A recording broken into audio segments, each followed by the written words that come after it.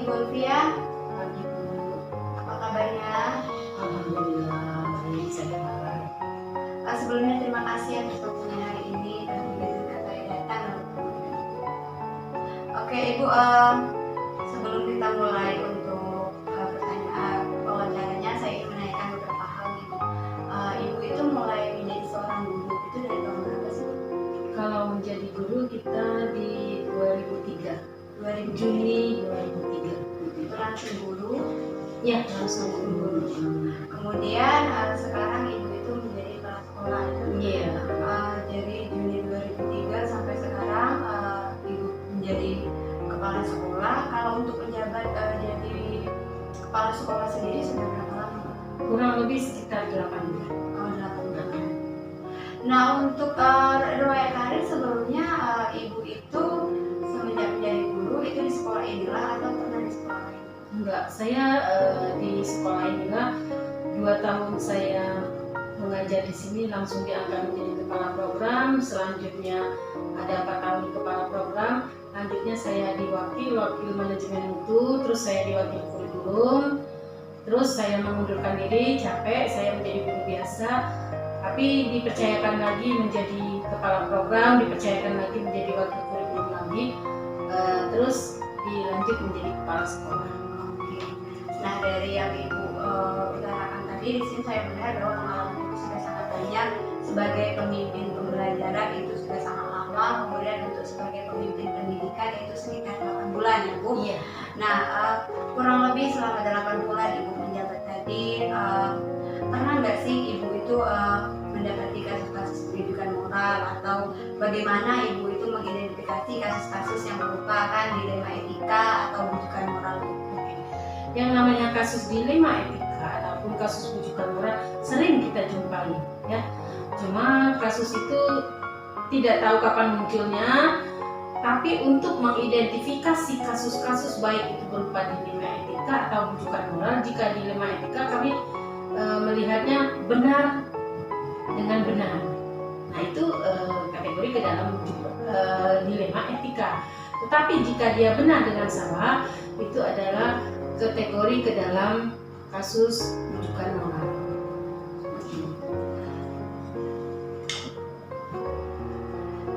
Kemudian Ibu, selama Ibu menjabat jadi pemimpin pendidikan, bagaimana Ibu menjalankan pengambilan keputusan di sekolah, terutama untuk kasus-kasus di mana ada dua kepentingan yang sama-sama benar atau sama-sama mengandung nilai kebajikan?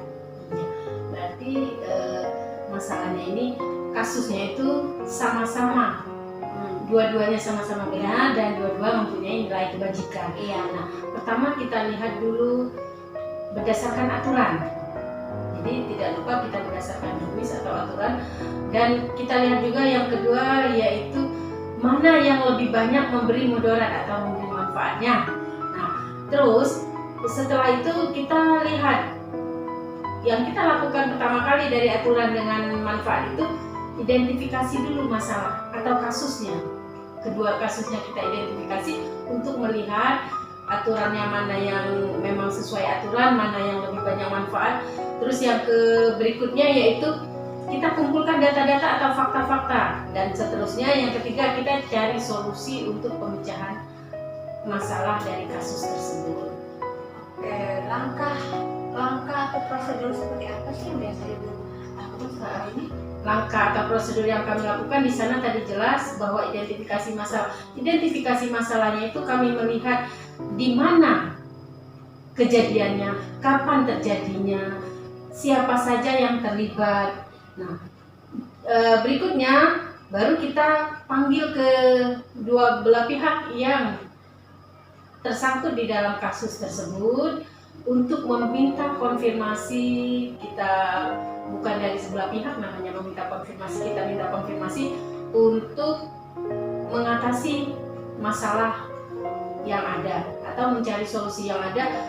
Dari setelah kita mendapat konfirmasi dari kedua belah pihak, kita berkolaborasi. Jika masalah itu kita anggap memang benar-benar tidak bisa dipecahkan sendiri, kita kolaborasi dengan para wakil, para staf. Bila perlu, kalau masalahnya memang sudah sangat berat, kita koordinasikan lagi ke pihak yayasan ya Bu ya, karena kami sekolah swasta seperti itu. Oke, hal apa saja nih yang selama ini Ibu anggap efektif dalam pengambilan keputusan pada kasus-kasus dilema etika? Oke, hal-hal yang kita anggap efektif ya untuk kasus dilema etika, yaitu pertama kita rujukannya berdasarkan aturan. Terus jika kita sudah pegang aturannya, maka kita lakukan musyawarah minimalnya, walaupun itu musyawarah kecil, tapi tetap kita lakukan agar keputusan yang kita ambil itu mendapat kata mufakat. Selanjutnya keputusan itu nyaman dan baik untuk semua orang atau baik untuk semua pihak, bukan hanya untuk kepala sekolah saja. Berarti yang pertama itu aturan. Iya. Kemudian Ibu, hal apa saja yang selama ini merupakan tantangan dalam pengambilan keputusan pada kasus-kasus dilema etika? Tantangannya yang sangat berat itu yaitu Bu, setiap putusan yang kita ambil walaupun tadi sudah kita lakukan dengan sesuai aturan, misalkan aturannya 4 paradigma, yang mana yang kita pilih dengan 3 prinsip yang pengambilan keputusan, yang mana yang kita pakai, itu ada di sana aturan. Nah, setiap yang sudah kita putuskan tidak 100% orang itu menyetujui. Setiap kita musyawarah itu ada 1 atau 2 orang yang tidak menyetujui dari hasil keputusan tadi. Nah, tantangannya itu kalau mereka tidak setuju, otomatis ke kitanya nggak enak ya Bu ya. Nah, bagaimana cara kami menyikapinya? Kami menyikapinya akan kami panggil kembali, kelihatan siapa yang tidak setujunya itu, kita kasih pemahaman kembali secara pribadi, kita memanggilnya, kasih pemahaman bahwa keputusan yang kita ambil itu kita lihat dampak positifnya itu lebih banyak daripada dampak negatifnya. Jadi berdasarkan kembali kepada aturan dan sehingga kita nyaman untuk melaksanakan aturan tersebut. Apakah itu sering terjadi Bu? Sering. Terus karena sering terjadi, ketika dipanggil kembali, bagaimana sih hasilnya? Apakah beliau menerima atau tetap dengan sikapnya yang acuh, yang cuek, yang gitu ya? Tergantung itulah Bu, tergantung kepemimpinan kepala sekolah. Kalau kita memanggil seseorang dengan secara agak ego kita, ya mereka juga nggak akan menerima. Jadi bagaimana cara kita mengambil hati mereka, kita menyampaikannya dengan baik, dan ya sebisa-bisa kita membuat mereka manut ataupun mengikuti aturannya kita tetapkan itu. Jadi intinya dari yang saya lihat dari Ibu sampaikan itu intinya bagaimana seorang kepala sekolah itu bersikap pada satu individu satu dan individu. Nah nih Bu, selanjutnya apakah Ibu itu memiliki tata cara atau jadwal tertentu nih dalam sebuah penyelesaian kasus dilema etika? Apakah Ibu langsung menyelesaikannya di tempat ataukah Ibu menyelesaikannya berdasarkan jadwal? Ada 2 ya Bu ya. Kalau kita berbicara jadwal, kalau dia jadwalnya jadwal khusus yang seperti Ibu bicarakan, itu tidak ada jadwal khusus. Karena kalau kasus dilema kita jadwalkan lucu juga gitu kan. Masa sudah ada kasus dilema jadwal tanggal sekian, nah jadwal khusus itu nggak ada. Tetapi jika masalah itu kita anggap urgent, harus kita selesaikan secepat mungkin, ya kita laksanakan. Kita koordinasi, kolaborasi dengan para staf, minimalnya 4 wakil ya. Kalau di SMK itu 4 wakil Bu, kita panggil mereka, kita ajak kerjasamanya. Yuk gimana nih pemecahannya? Nah seperti itu. Terus saya akan bertanya kepada mereka satu persatu, masukan kalian apa? Kalau saya ini masukannya. Nah baru dari nanti dapatkan satu mana yang kita pakai. Nah terus sebagai seorang pemimpin ya tidak mentra-mentri juga, artinya jika kita sudah memutuskan masalah itu, kita robah ke keputusan yang lain, kita jalani yang lain, enggak. Saya akan tetap jalani hal yang itu, gitu kan. Cuma kalau gagal ya saya sisipin sedikit demi sedikit. Terus kalau jadwal yang tadi saya anggap urgent itu langsung. Nah kalau berbicara jadwal ada, tetapi untuk masalah-masalah yang kita anggap tidak, artinya bisa kita tunda untuk besok harinya. Nah jadwalnya dia bukan jadwal khusus, tetapi terjadwal dengan surat pemberitahuan di mana di situ ada kapan orang tua akan menghadap ke sekolah atau pihak yang terkait dengan kasus tersebut menghadap ke sekolah, jam berapa, hari apa, tertuang di dalam surat pemberitahuan ataupun surat pemanggilannya. Yang saya simak dari Ibu sampaikan tadi, yang pertama itu keputusan apapun yang diberikan, itu baik penyelesaian terjadwal ataupun secara langsung, itu yang penting itu satu konsisten ya Bu. Iya. Konsisten. Nah Bu, ini ada lagi, bagaimana jika suatu kasus itu terjadi ketika Ibu tidak ada di sekolah? Nah, karena setiap kita tidak ada di sekolah, kita ada PHT-nya, kita pelaksana harian tugas. Jika kita DR ada pelaksana harian tugas, mereka selalu konfirmasi ke saya, Bu, ini kasus bla bla bla bla, seperti itu. Keputusannya bagaimana? Saya tanya mereka, kalian maunya gimana? Saya balikin dulu kan. Terus, Bu, kami maunya seperti ini. Terus saya berpikir, oh oke, sama dengan apa yang ada di benak saya, silakan jalankan. Nah, seperti itu yang sering terjadi. Jadi intinya, walaupun Ibu sedang tidak berada di tempat di sekolah, Ibu sedang di sekolah, tetap ada yang menginformasikan, tetap konfirmasi ke Ibu, namun tetap bisa dilakukan Ibu. Jadi itu sangat sekali kolaboratif dalam sebuah sekolah. Nih Bu, satu lagi, kedua lagi sih, adakah seorang atau faktor-faktor yang selama ini mempermudah membantu Ibu dalam pengambilan keputusan dalam kasus bela etika? Faktor-faktor yang mempermudah kami di dalam mengambil keputusan jelas ada.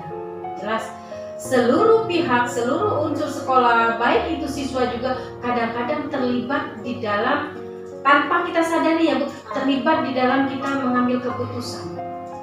Misal masalahnya masalah ya rasa kasihan siswa kan, kita akan terlibat dalam pengambil keputusan itu karena situasi ini kurang mampu atau bagaimana. Dari siswa kita bisa mengambil keputusan yang lebih baik karena kita melihat situasi mereka bagaimana. Begitu juga para wakil, para staf, para rekan sejawat, dan yang penting seluruh unsur sekolah itu minimalnya tanpa kita sadari kita telah melibatkan mereka di dalam pengambilan keputusan. Contoh, anak-anak yang suka meloncat pagar, kita kan nggak tahu posisi kita kan di ruangan ini atau kita lagi DR atau kita lagi jalan untuk supervisi. Nah, tetapi yang bagian keamanan, mereka kan kami taruh di sudut-sudut ditempatkan, mereka akan melaporkan. Artinya di sana tanpa kita sadari mereka terlibat, membantu kita, memberi informasinya sehingga kita bisa menyelesaikan kasus-kasus yang ada. Oke, ini Bu, dari sekian banyak Ibu utarakan, pernah nggak sih Ibu itu sebagai pemimpin mengambil keputusan itu dipengaruhi oleh seseorang yang berpengaruh atau idola gitu? Seandainya nih, oh ya kepala sekolah yang dulu sebelum Ibu menjabat keputusannya seperti ini, kira-kira saya juga seperti itu. Itu kan dalam pengaruh idola ya Bu. Pernah sih Ibu sebagai kepala sekolah, sebagai pemimpin pendidikan seperti itu? Pernah. Karena dulu waktu saya masih di kurikulum ya, beliau itu sekarang sudah meninggal, tetapi tindak tanduk beliau itu saya ikuti minimalnya sampai sekarang karena saya di wakil kurikulum, otomatis kerjasamanya sangat erat dengan beliau. Jadi yang saya tiru sekarang itu adalah penerapan dari beliau. Pengaruh idola itu ada ya? Ada. Oke nih Bu, kira-kira pertanyaan terakhir nih Bu. Dari semua hal yang telah Ibu sampaikan tadi banyak kali, pembelajaran apa yang dapat Ibu petik dari pengalaman Ibu mengambil keputusan di dalam etika? Pembelajaran yang bisa kami dapatkan bahwa pengambilan keputusan terbaik itu bukan diputuskan oleh sendiri, tetapi dengan musyawarah dan mufakat, dan yang penting pertama adalah sesuai dengan aturan yang berlaku, baik itu aturan yang tertulis maupun aturan yang tidak tertulis. Jadi tetap kembali kepada aturan yang berlaku, kemudian kolaboratif dengan seluruh warga sekolah, dan tidak lupa juga kita memilih paradigma mana yang akan kita pakai dan prinsip-prinsip pengambilan keputusan yang mana yang kita pakai. Itu aturannya jelas di sana. Oke, terima kasih Bu Ulvia. Tidak terasa kita sudah sampai di ujung pembicaraan dalam wawancara. Saya merasa sangat luar biasa sekali bisa berbicara dengan Ibu Ulvia mengenai kasus bela etika ini. Saya merasa sangat tercerahkan. Oh iya, sebagai pemimpin harusnya seperti apalagi Ibu Ulfia posisinya pemimpin pendidikan dalam jenjang sekolah menengah atas ya Bu. Oke Ibu Ulfia, terima kasih segalanya. Saya harap kita bisa berjumpa lagi di lain kesempatan. Sama-sama Bu. Jangan kapok untuk menerima saya dan juga Saya doakan semoga Ibu lulus untuk CGP-nya menjadi guru penggerak. Oke, terima kasih Ibu atas doanya. Saya akhiri ya. Wabillahi taufiq wal hidayah. Wassalamualaikum warahmatullahi wabarakatuh. Waalaikumsalam warahmatullahi wabarakatuh. Assalamualaikum warahmatullahi wabarakatuh. Waalaikumsalam warahmatullahi wabarakatuh. Selamat pagi Ibu. Pagi juga. Ya, apa kabarnya nih? Alhamdulillah baik. Alhamdulillah. Ibu, jadi pada pagi kali ini tujuan saya menjadi di sini adalah untuk mewawancarai Ibu seputar pengambilan keputusan tentang dilema etika. Jadi dalam wawancara ini saya memenuhi tugas saya sebagai peserta pendidikan guru penggerak. Jadi minta untuk mewawancarai 2 sampai 3 kepala sekolah, dan salah satunya Ibu selaku kepala sekolah UPT TK Negeri Pembina Dua Cilik, tempat saya bertugas. Sebelumnya Bu, saya mau tanya dulu, Ibu sudah berapa tahun bertugas di TK Negeri Pembina Dua Cilik? Lebih kurang 13 tahun. 13 tahun. Berarti itu dari tahun berapa nih Bu? 2011 2011 sampai sekarang. Nah, kemudian ketika Ibu bertugas di sini, Ibu langsung menjabat menjadi kepala sekolah atau diputuskan sebagai guru dulu? Jadi pertama menjadi guru dulu ya Bu? Guru selama 4 tahun. Jadi menjadi guru selama 4 tahun. Kemudian dari tahun berapa Ibu diangkat menjadi kepala sekolah? 2015. Dari 2015. Ibu diangkat menjadi kepala sekolah. Kepala sekolah yang lama itu bagaimana? Alhamdulillah baik. Baik ya. Kepala sekolah yang lama itu pensiun atau Kemarin diangkat jadi pengawas. Oh, jadi kepala sekolah yang lama itu diangkat jadi pengawas dan Ibu naik menjadi kepala sekolah. Berarti sudah kurang lebih berapa tahun Ibu total menjadi kepala sekolah di sini? Hampir 8 tahun. Hampir 8 tahun, masih sangat lama ya Bu.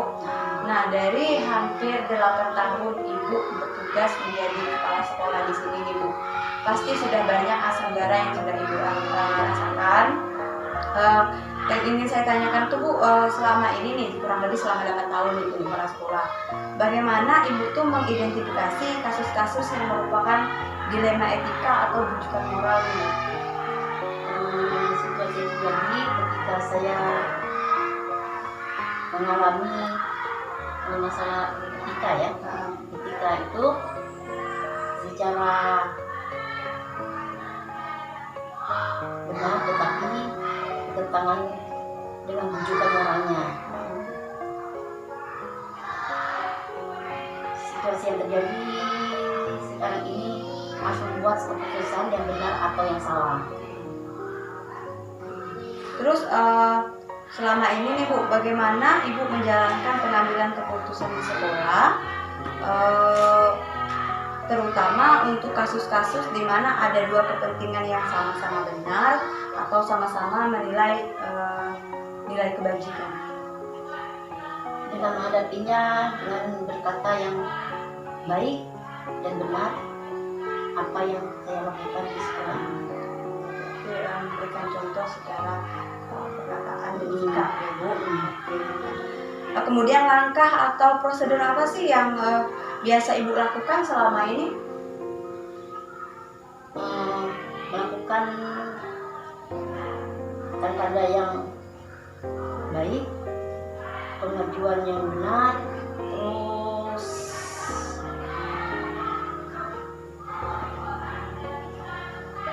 menentukan sikap yang baik untuk guru-guru dan rekan-rekan sekolah, dan merefleksikan apa yang terjadi di sekolah ini. Jadi Ibu memberikan contoh tindakan yang baik, kemudian Ibu sendiri merefleksikan apa yang sedang terjadi di sekolah Bu. Kemudian nih, hal apa saja yang selama ini merupakan tantangan dalam pengambilan keputusan pada kasus dilema etika. Jadi tantangannya ini apa aja Pak? Tantangan yang banyak yang saya hadapi, di mana keputusan berlaku yang harus dibuat dengan baik dan dilakukan dengan secara konsekuensi yang baik juga. Kemudian Ibu, apakah Ibu mempunyai sebuah tata kala atau sebuah jadwal dalam penyelesaian suatu kasus dilema etika, atau Ibu langsung menyelesaikan masalah tersebut di tempat? Kalau jadwal tidak ada. Saya menyelesaikannya secara langsung berhadapan dengan orang tersebut. Jadi secara jadwal, secara rinci itu tidak ada ya, jadi langsung diselesaikan jika ada masalah yang terjadi dengan yang bersangkutan. Kemudian adakah seseorang atau faktor-faktor yang selama ini mempermudah atau membantu Ibu dalam mengambil keputusan dalam kasus-kasus dilema etika? Banyak sih. Salah satunya juga adanya kesepakatan dalam kita sendiri kan, adanya kurangnya komunikasi yang kurang baik. Misalnya komunikasi kita dengan guru tersebut kurang baik, jadi kita ambil atau kita selesaikan. Jadi dalam hal ini Ibu berhubungan dengan guru tersebut. Kemudian nih dari semua yang telah Ibu sampaikan, pelajaran apa yang dapat Ibu petik dari pengalaman pengambilan keputusan dilema etika?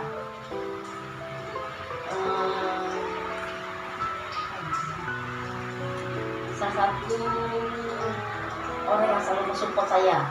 Oh, jadi pengalaman yang Ibu ambil itu adalah orang-orang yang selalu Support saya, serta memajukan sekolah ini dengan semangat lagi dalam menjalankan tugas yang saya emban di sekolah ini. Pernah ada Bu selama kurang lebih 8 tahun menjadi kepala sekolah itu Ibu merasa lelah atau merasa kurang lebih istilahnya itu jenuh berada di posisi kepala sekolah? Aduh, kenapa saya tidak menjadi istilahnya itu atau menjadi guru saja atau menjadi staf apa saja, kenapa harus kepala sekolah?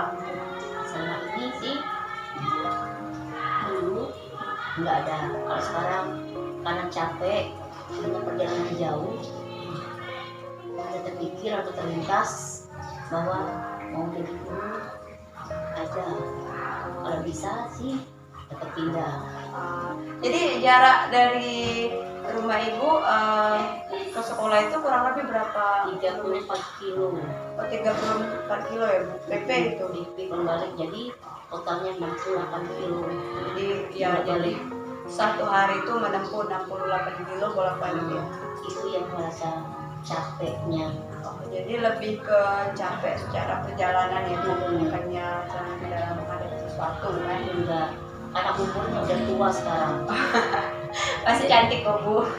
Jadi tenaganya kurang. Oh iya, jadi faktor U istilahnya Iya, kan yang membuat karena perjalanan tadi faktor U jadi agak sedikit capek. Apalagi waktu hujan. Oh Waduh, iya, capek banget. Oke, Ibu Cerianti, terima kasih atas waktunya. Semoga ini bisa bermanfaat untuk kita semua. Dan sampai jumpa di lain kesempatan dalam sesi-sesi tugas guru penggerak lainnya. Terima kasih atas segalanya. Saya undur dulu dan saya akhiri dulu. Assalamualaikum warahmatullahi wabarakatuh. Waalaikumsalam warahmatullahi wabarakatuh. Terima kasih ya Bu. Iya, sama-sama. Assalamualaikum warahmatullahi wabarakatuh. Waalaikumsalam warahmatullahi wabarakatuh. Selamat pagi Ibu Suci. Pagi. Kali ini maksud kedatangan saya di sekolah ini adalah untuk mewawancarai Ibu seputar pengambilan keputusan. Berikutnya kan selaku kepala sekolah nih. saya ingin mewawancara Ibu untuk mengetahui seperti apa ketika Ibu mengambil keputusan. Mohon untuk berbagi praktik baiknya Ibu. Oke, Ibu Suci Rahayu, saya mau tanya dulu, Ibu diangkatnya jadi guru itu dari mulai tahun berapa sih Bu? 2000 saya diangkat jadi guru mulai dari tahun 2009. Di pertama kali diangkat jadi guru itu di TK mana Bu? Sekolah mana? pertamanya saya masih junior di TK Bayangkari. Saya lihat itu kurang lebih 2 tahun. Kemudian 2011 saya diangkat sebagai PNS sampai 2023 bertugas di TK Negeri Merawat, dan baru 2002 tadi saya menjadi sebagai kepala sekolah di TK Negeri Sukoharjo. Berarti terhitung Ibu ini kepala sekolah yang masih baru di Iya, TK Sukoharjo.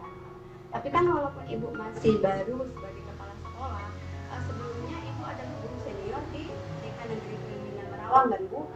Jadi terkait pengambilan keputusan saya rasa Ibu sudah sering melakukan. Mudah-mudahan. Oke. Selama ini nih Bu, bagaimana Ibu mengidentifikasi kasus-kasus yang merupakan dilema etika atau bujukan moral? Kalau selama ini saya menyelesaikan permasalahan berkaitan dengan dilema etika itu kami mengadakan investigasi dulu, menyelidiki kebenaran permasalahan tersebut dari berbagai sumber yang akurat sehingga dapat diketahui kebenaran dari permasalahan tersebut, sehingga nantinya pemecahan masalah itu tidak merugikan salah satunya. Seperti itu. Kemudian Bu, bagaimana cara Ibu itu menjalankan pengambilan keputusan di sekolah yang sekarang Ibu pimpin, di mana itu sama benar atau sama-sama mengandung nilai kebaikan dalam kalau melakukan pengambilan keputusan itu saya biasanya itu konsultasi dengan sosok panutan saya yaitu pengawas, dan juga mengajak berkolaborasi rekan sejawat yang saya anggap mumpuni dan bisa memberikan masukan dalam proses pengambilan keputusan yang akan saya lakukan itu. Dari situ kita sama-sama mendiskusikan permasalahan itu sehingga tindakan apa berikutnya yang dapat kita ambil. Super sekali ya. Kemudian langkah-langkah atau prosedur seperti apa yang biasa dilakukan? Biasanya sih kita melalui investigasi tadi, setelah mendapatkan informasi dari berbagai pihak, itu kemudian akan saya pikirkan terlebih dahulu kebenarannya, kemudian memusyawarahkannya bersama pengawas dan rekan sejawat tadi, apa dampak untuk sekolah, dan kemudian keputusan apa yang akan kita ambil ke depannya sehingga tidak merugikan sekolah, baik itu yang bersangkutan dan juga ke siswa. Kemudian nih, hal-hal apa saja sih yang merupakan kemudian hal apa saja yang selama ini Ibu anggap itu efektif dalam pengambilan keputusan pada kasus-kasus dilema etika? Saya rasa selama ini efektif itu apabila saya melakukan pembicaraan terhadap yang bersangkutan secara langsung, sehingga kita mengetahui kebenaran dari permasalahan tersebut, sehingga kita langsung melakukan diskusi dari hati ke hati sehingga tahu apa sebab-sebab dia melakukan itu, sehingga kita dapat mengambil keputusan berikutnya itu seperti apa. Kemudian nih Bu, untuk pertanyaan saya selanjutnya itu, hal apa saja sih yang selama ini merupakan tantangan dan dalam pengambilan keputusan pada kasus-kasus dilema etika? Mungkin selama ini yang menjadi dilema atau tantangan yang saya rasakan itu rasa toleransi kasihan, bagaimana nantinya jika saya bersikap tegas, kasihan ke dianya nanti bagaimana ke depannya, terus jika tidak diambil keputusan yang tegas tapi ini menyangkut peraturan, istilahnya keadilan yang harus saya jalankan, itu mungkin yang sering menjadi dilema. Lebih ke toleransi dan rasa kasihan. Iya. Nah Bu, untuk pertanyaan selanjutnya nih, apakah Anda memiliki sebuah tata cara atau jadwal tertentu dalam sebuah penyelesaian kasus dilema etika? Sepertinya kalau jadwal tertentu sepertinya tidak ya, karena setiap permasalahan itu kan tidak bisa kita jadwalkan, jadi permasalahan itu datang dengan tiba-tiba, jadi semakin cepat penyelesaian permasalahan itu maka akan semakin baik. Kemudian apakah Ibu pernah menyelesaikan suatu permasalahan itu ketika terjadi langsung diselesaikan di tempat? Tergantung permasalahannya. Apabila bersifat urgent, berarti harus seketika itu kita harus mengambil tindakan. Nah, kemudian itu kalau Ibu bilang tadi ketika itu urgent maka harus mengambil tindakan ketika itu juga. Bagaimana dengan permasalahan yang tidak harus dilakukan penyelesaian ketika itu juga? Apakah Ibu melakukan penjadwalan atau bagaimana? Tidak sih, sepertinya kalau permasalahan itu tidak begitu darurat, istilahnya yang begitu penting menyangkut kepentingan sekolah, itu biasanya melalui berbagai macam tahapan, tidak dengan jadwal. Kemudian adakah seseorang atau faktor-faktor yang berbeda Ibu untuk mengambil keputusan dalam kasus pidana etika? Seperti yang saya katakan sebelumnya, faktor kemudian yang biasanya membantu saya itu dalam mengambil keputusan tadi dari bantuan masukan dari ibu kelas dan rekan saya. Ya nih Bu, dari semua hal yang telah disampaikan, pembelajaran apa yang dapat Anda petik dari pengalaman Ibu melakukan keputusan dilema etika?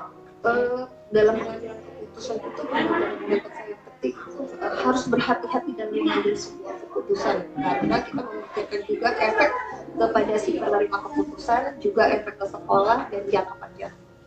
Oke, baik. Terima kasih sekali atas jawaban Ibu, sangat cukup sekali kalau menurut saya. Jadi dari pertanyaan yang sudah saya sampaikan ke Ibu dan dari jawaban Ibu itu saya merasa bahwa Ibu itu memang kepala sekolah ideal untuk dalam menyelesaikan kasus dari semoga saya bisa menjadi seperti Anda. Oke, Ibu Suci, terima kasih atas waktunya. Kita bertemu di lain kali. Terima kasih, saya permisi. Assalamualaikum warahmatullahi wabarakatuh.